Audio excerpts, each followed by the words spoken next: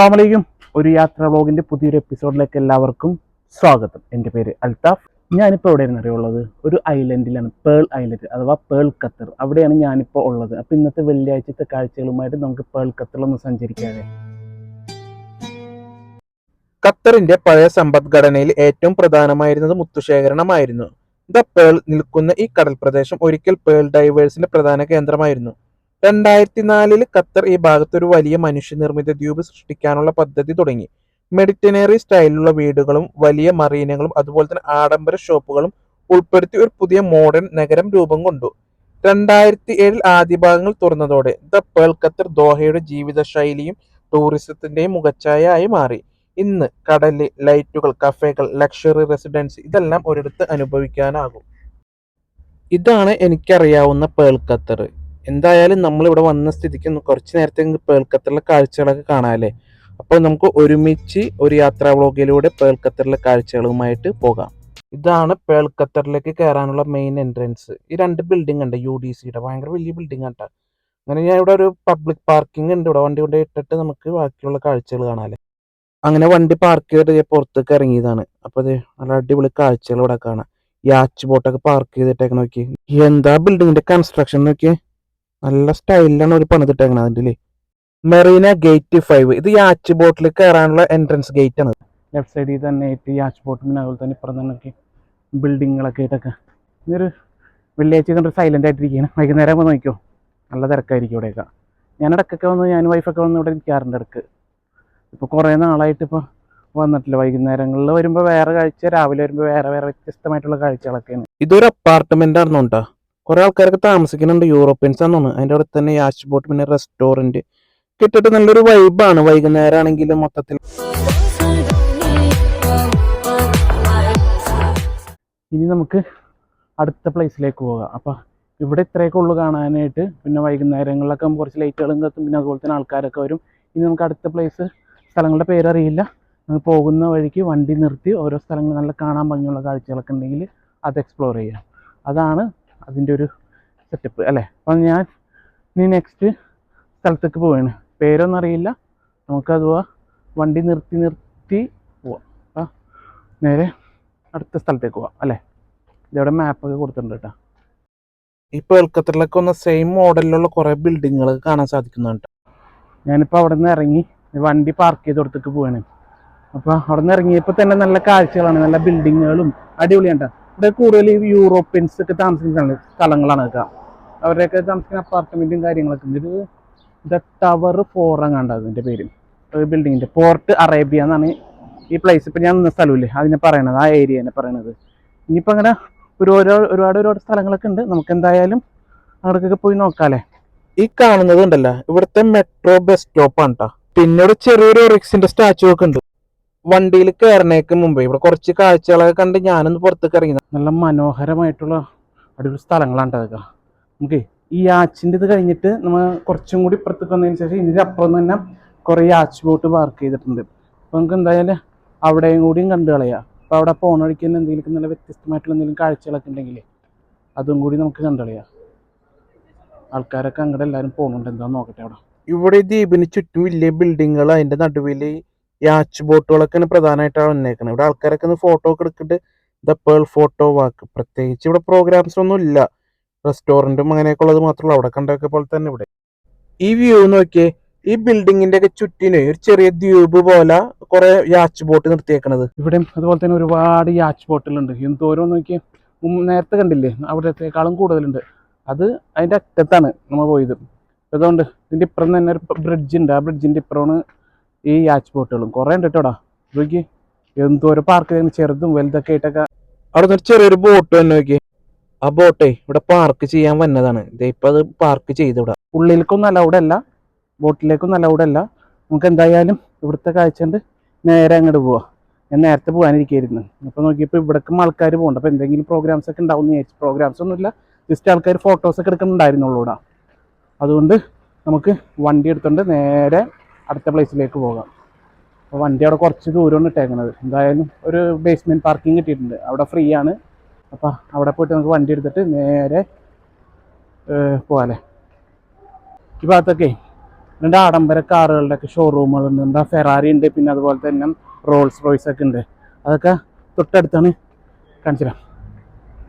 ഇത് ഫെറാറിയുടെ സ്പോർട്സ് വണ്ടികൾ മാത്രമുള്ള ഒരു ഷോറൂമാണ്. ഈ അൽഫർദാൻ എന്നാണ് ഇതിന്റെ പേര്. അൽഫർദാൻകാരാണ് ഇവിടെ BMW ഫെറാറിയൊക്കെ ഡിസ്ട്രിബ്യൂഷൻ ചെയ്യുന്നത്. ഇതൊക്കെ എന്തോരം വണ്ടികളാണ്. പിന്നെ ഈ ഫെറാറിയുടെ ഓപ്പോസിറ്റ് തന്നെ റോൾസ് റോയ്സിന്റെ ഒരു ഷോറൂം ഉണ്ട്. വണ്ടി പാർക്ക് ചെയ്ത് കൊടുത്തു പോയി. വണ്ടി കുറേ നേരം തപ്പി കാണുന്നില്ല, എവിടെ ഇട്ടേക്കണമെന്ന് മറന്നുപോയി. ഇവിടെ കിടപ്പുണ്ട് വണ്ടി. കുറച്ചേരം നടന്ന് അതുകൊണ്ട് ഞാൻ വണ്ടിയിലേക്ക് കയറുന്നു.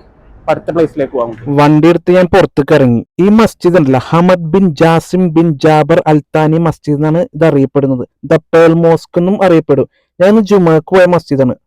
ഏകദേശം 2023 ഡിസംബർ 24 തീയതി ഈ മസ്ജിദ് ഉദ്ഘാടനം കഴിഞ്ഞു. ഇന്ന് വെള്ളിയാഴ്ച ജുമയൊക്കെ കഴിഞ്ഞതുകൊണ്ടായിരിക്കും റോട്ടിലൊക്കെ തിരക്കുറവാണ്. ഈ പേൾക്കത്തർ ഭാഗത്ത് കുറെ ലണ്ടൻ ടാക്സികളൊക്കെ കാണാം. ഇതുവരെയായിട്ട് ആ ടാക്സി കണ്ടിട്ടില്ല. ചിലപ്പോൾ അവിടെ ഇവിടെയൊക്കെ കിടപ്പുണ്ടാവും ആ ടാക്സി. ഈ വഴി കൂടി പോകാനൊരു പ്രത്യേക ഫീലാണ്. കാരണം എന്താ വെച്ചാല് രണ്ട് സൈഡിലും മരങ്ങളൊക്കെ ഉള്ളത് കൊണ്ട് നമുക്ക് നാട്ടിൽ കൂടി വണ്ടി ഓടിക്കുന്ന ഒരു ഫീലിംഗ് കിട്ടുന്നുണ്ട്. ഞാനങ്ങനെ ഗിവാൻ ഐലൻഡ് എന്ന് പറഞ്ഞിട്ടൊരു ഐലൻഡ് ഉണ്ടായിരുന്നു, അവിടേക്ക് പോകാനിരിക്കുകയായിരുന്നു. അവിടെ ഈ ക്രിസ്റ്റലിന്റെ ഒരു റെസിഡൻസി ഉണ്ട്. അപ്പൊ അങ്ങോട്ട് പോകാനിരിക്കുക. അപ്പൊ അവിടെ യൂ ടേൺ എടുക്കേണ്ടടുത്തുനിന്ന് ഞാൻ ലെഫ്റ്റ് എടുത്ത്. അങ്ങനെ ഇപ്പൊ ജസ്റ്റ് ഒന്ന് കുറേയൊക്കെ ഒന്ന് ഓടി. നല്ല രസമുണ്ട് വഴിയൊക്കെ കാണാനായിട്ട്. ഇവിടത്തെ വഴികളും ഒക്കെ മരത്തിന്റെ കടി കൂടിയൊക്കെ പോകാനൊക്കെ ആയിട്ടൊക്കെ നല്ല അടിപൊളിയാണ്. അപ്പൊ ഞാൻ ഇവിടെ ഒരു പാർക്ക് ഉണ്ട്. അപ്പൊ ആ പാർക്കിന്റെ അവിടെ ജസ്റ്റ് ഒന്ന് കാണാമെന്ന് വിചാരിച്ച്. നമുക്ക് എന്തായാലും അതും കൂടിയും കണ്ടു കളയാല്ലേ ആ പാർക്ക്. അത് കഴിഞ്ഞിട്ട് നമുക്ക് ഗിവാൻ ഐലൻഡിലേക്ക് പോവാം. അങ്ങനെ ഇപ്പോൾ കണ്ട് ഞാൻ ആ പാർക്കിലെത്തി. അപ്പൊ പാർക്കിന്റെ കാഴ്ച നമുക്ക് കാണാല്ലേ. ഈ കാണുന്നതാണ് പാർക്ക്. എന്തായാലും ഇവിടെ വന്ന സ്ഥിതിക്ക് അകത്തേക്ക് ഒന്ന് പോയി നോക്കാം. ഗൾഫിൽ ഈത്തപ്പന മാത്രമല്ല കേട്ടോ, നാട്ടിലത്തെ പല മരങ്ങളൊക്കെ ഇവിടെ ഉണ്ട്. ഇതൊക്കെ ആൽമരം ഉണ്ട്, പിന്നെ അതുപോലെ മറ്റേ കല്ലിത്തേങ്ങ അതിന്റെയൊക്കെ മരങ്ങളൊക്കെ ഉണ്ട്. ഇതിന്റെ പേര് നോക്കി എന്താ നോക്കി, അടിപൊളിയായിട്ട്. നല്ല രസമാണ് അടുത്ത പാർക്കിൽ കൂടി ഇങ്ങനെ നടക്കാനായിട്ട്. ഒരു എന്താ പറയാ, 2 സൈഡിലും 4 സൈഡിലും മരങ്ങളൊക്കെ വെച്ചിട്ടൊക്കെ നല്ലൊരു വെറൈറ്റി. ഇവിടെ പിള്ളേർക്ക് എന്തോരം പേര് ഇവിടെ ഓടിച്ചാടി കളിക്കണത്. അവർക്ക് മറ്റേ ഊഞ്ഞാൽ അങ്ങനെയൊക്കെയുള്ള ചെറിയ ചെറിയ റൈഡുകളെല്ലാം ഉണ്ട്. കുറേ പേരൊക്കെ വന്നിട്ടുണ്ട് കേട്ടോ ഇവിടെ. മൊത്തത്തിൽ ഇവിടെ വന്ന് ഇരിക്കാനും പിന്നെ ആൾക്കാർ അവിടെ നിന്നൊക്കെ ഭക്ഷണമൊക്കെ കഴിക്കുന്നുണ്ട്. ഇവിടുത്തെ ഒരു പ്രത്യേകത എന്ന് പറയുന്നത് ഭയങ്കര ക്ലീനിങ് ആണ്.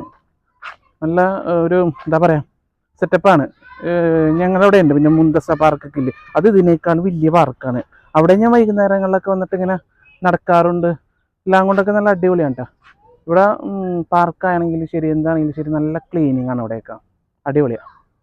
ഓൾമോസ്റ്റ് ഖത്തറിലെ എല്ലാ പാർക്കിലൊക്കെ വന്നാലും ഇതുപോലത്തെ കുറെ റൈഡുകളൊക്കെ കാണാൻ പറ്റും കുട്ടികൾക്ക് പറ്റിയത്. ഒരു പ്രായമുള്ള ഒരു പുള്ളിക്കാരൻ സൈക്കിൾ ഓട്ടി പോണോക്കി. ഏകദേശം ഒരു 10-65 വയസ്സുണ്ടാവും പുള്ളിക്ക്. എന്തായാലും പുള്ളിയുടെ സൈക്കിൾ ഓട്ടി നോക്കിയിരുന്നല്ല സമയം പോണെന്ന് അറിയണില്ല.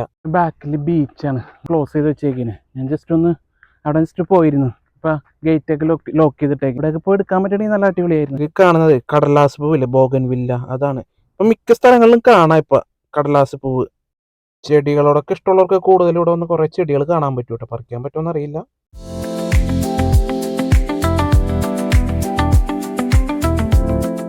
അങ്ങനെ തന്നെ ഈ പാർക്കിന്റെ കുറച്ച് കാഴ്ചകളൊക്കെ കണ്ടു കഴിഞ്ഞിട്ട് നമ്മളിപ്പോൾ അടുത്ത പ്ലേസ്, അത് ഗവാൻ ഐലൻഡ് അങ്ങനെ കണ്ട പേര്.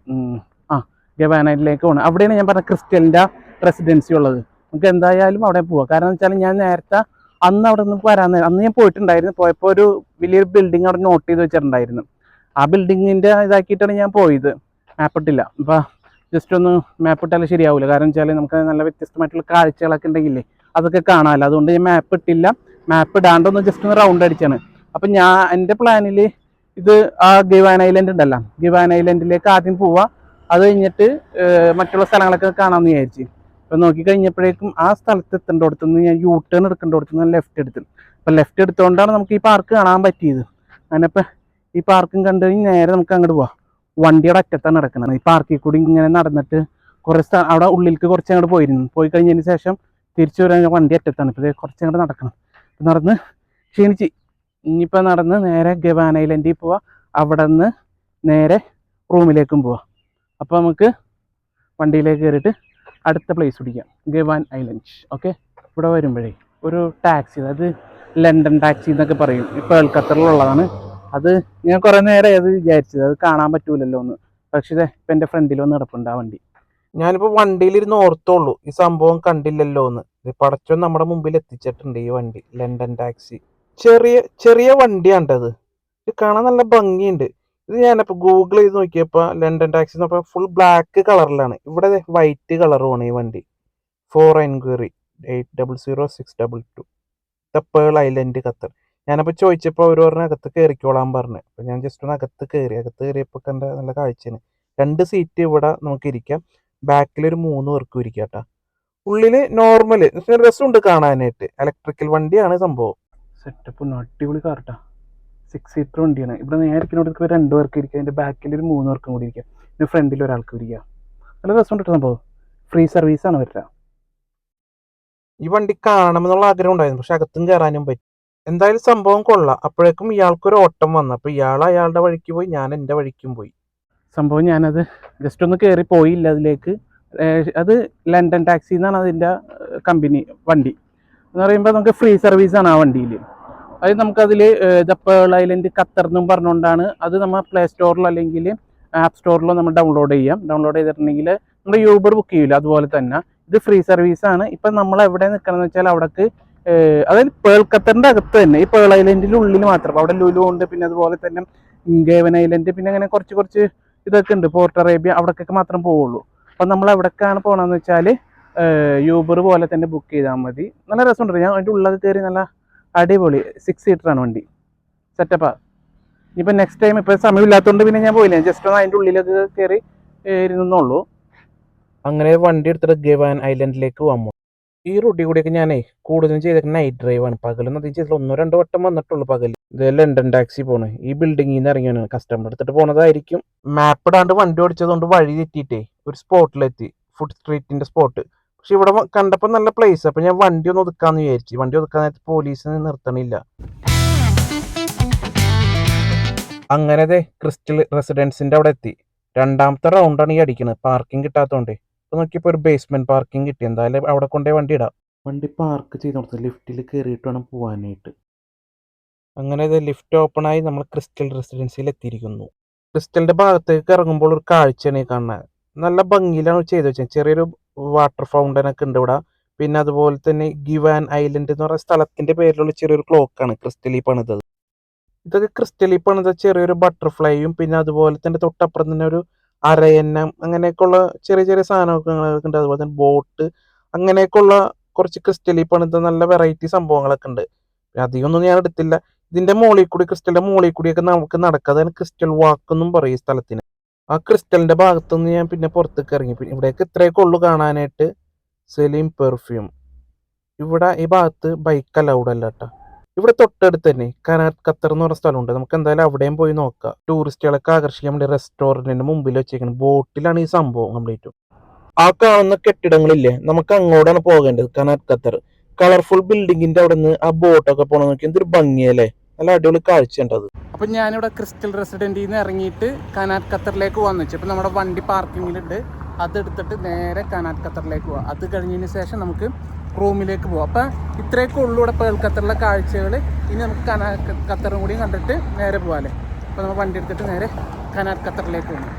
ചെറിയ വണ്ടിയൊക്കെ പാർക്ക് ചെയ്തിട്ടുണ്ടൊക്കെ ബേസ്മെന്റിൽ. ഇപ്പൊ ഞാൻ വണ്ടി എടുക്കാൻ പോയത് ഫ്രണ്ടിൽ കിടക്കിയിരുന്നത്. ശരിക്കും പറഞ്ഞാലേ കനാറ്റ് ഖത്തർ എന്നല്ല, കനാറ്റ് ക്വാർട്ടർ എന്ന കണ്ട പേര്. ഞാനപ്പോൾ കനാറ്റ് ഖത്തർ എന്നാണ് ഇത്ര നേരം പറഞ്ഞുകൊണ്ടിരുന്നത്. സംഭവം ഇവിടെ എത്തിയപ്പോഴാണ് ഈ സംഭവം കാണുന്നത്. നമ്മൾ അറ്റത്ത് നിന്ന് കണ്ട ബിൽഡിംഗ് ആണ് കേട്ടോ. അടുത്തേക്ക് വരുമ്പോൾ എന്തൊരു ഭംഗിയാണല്ലേ. ഇത് നോക്കി, നല്ലൊരു എന്താ പറയാ, ഇപ്പൊ യൂറോപ്യൻ കൺട്രിയിലൊക്കെ വന്നേക്കുന്ന സ്റ്റൈല് അമ്മാതിരിയാണ് ഒരു കൺസ്ട്രക്ഷൻ ഒക്കെ ചെയ്തു വെച്ചേക്കണത് ഇവിടെ. ഈ ഭാഗത്തൊക്കെ ഒന്ന് കുറെ ടൂറിസ്റ്റുകൾ സെൽഫിയും വീഡിയോസ് ഒക്കെ എടുക്കുന്നുണ്ട്. എന്തായാലും ഇവിടെ നല്ലൊരു വൈബാണ് സംഭവം. അവിടെ ഒരു മെട്രോയുടെ ബസ് വന്ന് നോക്കി. വണ്ടി പാർക്കിംഗ് ആണ് പ്രോബ്ലം. അപ്പോൾ ഫൈനലി നമ്മളിപ്പോൾ അവിടെ കനാറ്റ് ഖത്തറിലെത്തിയാണ്. കനാറ്റ് ഖത്തറാണോ കനാറ്റ് ക്വാർട്ടറാണോ അറിയില്ല, പല പേരിലൊക്കെയാണ് ഇവിടെ ആൾക്കാർ പറയണത്. സ്പെല്ലിങ്ങിൽ എന്തോ കനാത്ത് QNAT, പിന്നെ നോർമലി ഖത്തറിനല്ല QUART അങ്ങനെയും വന്നിട്ടുണ്ട്. കനാറ്റ് ക്വാർട്ടറിന്റെ ഏറ്റവും കൂടുതൽ കളർഫുൾ ബിൽഡിംഗ് ഉള്ളത് ഈ ഏരിയകളിലാണ്.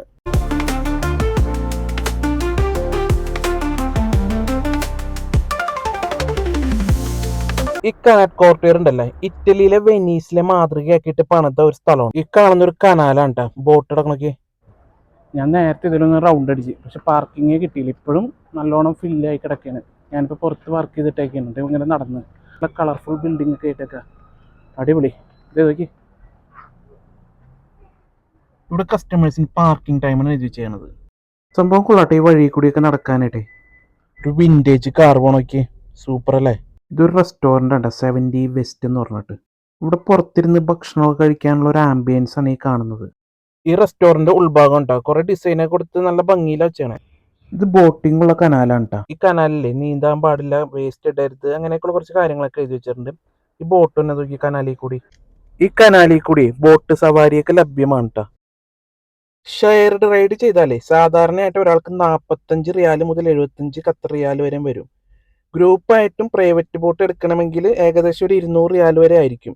സീസൺ അനുസരിച്ച് ചെറിയ ചെറിയ മാറ്റങ്ങളൊക്കെ ഉണ്ടാവും ഇവിടെ. ബാക്കിൽ കാണുന്ന ബിൽഡിംഗ് അതുപോലെ തന്നെ ഈ തടാകമൊക്കെ നോക്കിക്കഴിഞ്ഞപ്പോൾ സമയം പോയി തരുന്നില്ല. അപ്പോൾ ഞാൻ പറയാൻ വന്നത് നമ്മുടെ വീഡിയോയുടെ വൈൻഡപ്പ് ചെയ്യാൻ സമയമായിരിക്കുകയാണ്. അതുപോലെ തന്നെ പേൾ ഖത്തറിലെ ഈ കാഴ്ചകളൊക്കെ നിങ്ങൾക്ക് ഇഷ്ടപ്പെട്ടാൽ നിങ്ങൾ ലൈക്ക് അടിക്കുക, സബ്സ്ക്രൈബും ചെയ്യുക. അതുപോലെ തന്നെ ബെല്ലൈക്കൺ നിൽക്കുകയാണെങ്കിൽ നിങ്ങൾക്ക് ഇതുപോലത്തെ വ്യത്യസ്തമായിട്ടുള്ള വീഡിയോകളൊക്കെ കാണാവുന്നതാണ്. അപ്പം ഞാനിവിടെ എൻ്റെ വീഡിയോ വൈൻഡപ്പ് ചെയ്യാൻ പോകുന്നു. അപ്പോൾ എല്ലാവർക്കും നല്ലൊരു ദിവസം നേരുന്നു. അപ്പോൾ ഇൻഷാ അല്ലാഹ് നെക്സ്റ്റ് ടൈം കാണാം. അസ്സലാമു അലൈക്കും.